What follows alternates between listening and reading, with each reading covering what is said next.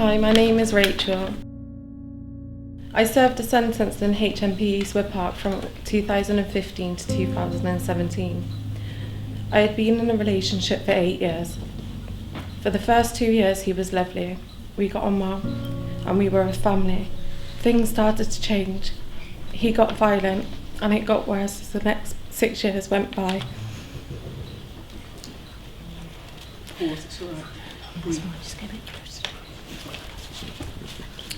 I had tried to escape many of times, but had never been able to get away and stay away. I had taken the beatings for a long time. He would beat me for any reason and sometimes for no reason.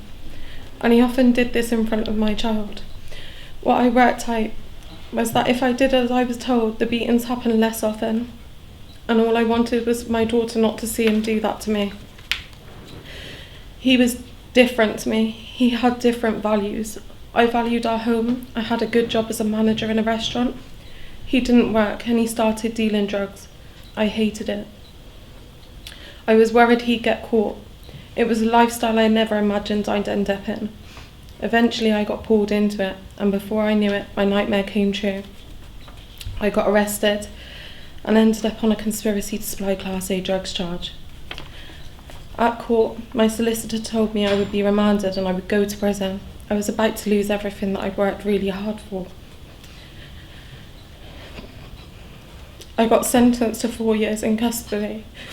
I was going to be away from my everything I knew for 2 years. It's all right, we're all with you. Got some more drops from water? Deep breath. Deep breath, deep breath.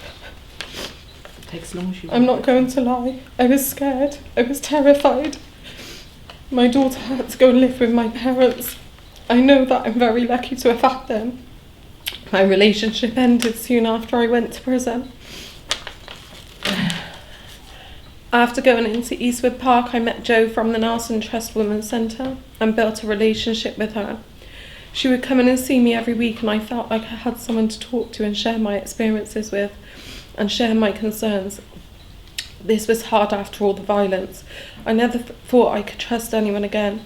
I got on with my sentence and counted down the days until I could be with my daughter again. Throughout my whole time away, I was concerned about my release. Where was I going to live? How am I going to get a home for me and my daughter? I just wanted my life to be back to normal again.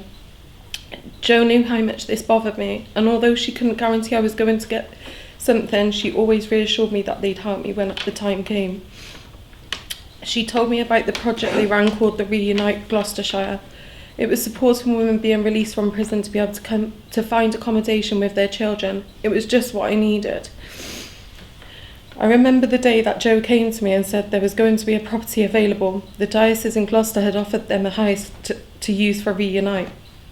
The previous tenant was just moving on, so there was going to be a little wait after release. This was the best news I'd heard for years, and finally I had hope. We just needed to find something to bridge the gap for a month or two on release from Eastwood Park. I went straight to my local council as I was homeless. I was told I needed to find a 2-bedroom property that would accept £510 a month.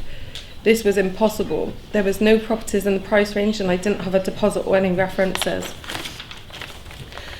I went to stay with my mum. This was not ideal. I was sharing a single bed with my teenage daughter. This was hard but better than being on the streets.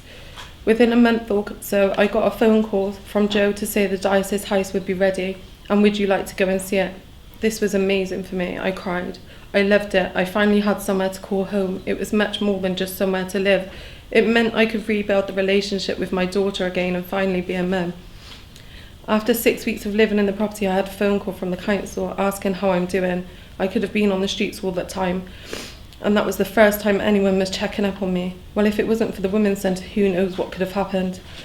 Life now is really good. I'm still in the same house. I have a full-time job, an amazing relationship with my daughter, being the parent I wanted to be years ago, and a foster daughter who's been with me for 18 months. This opportunity has not only changed my life, but my daughter and foster daughter's lives too. I could have never done this without the help of the Women's Centre.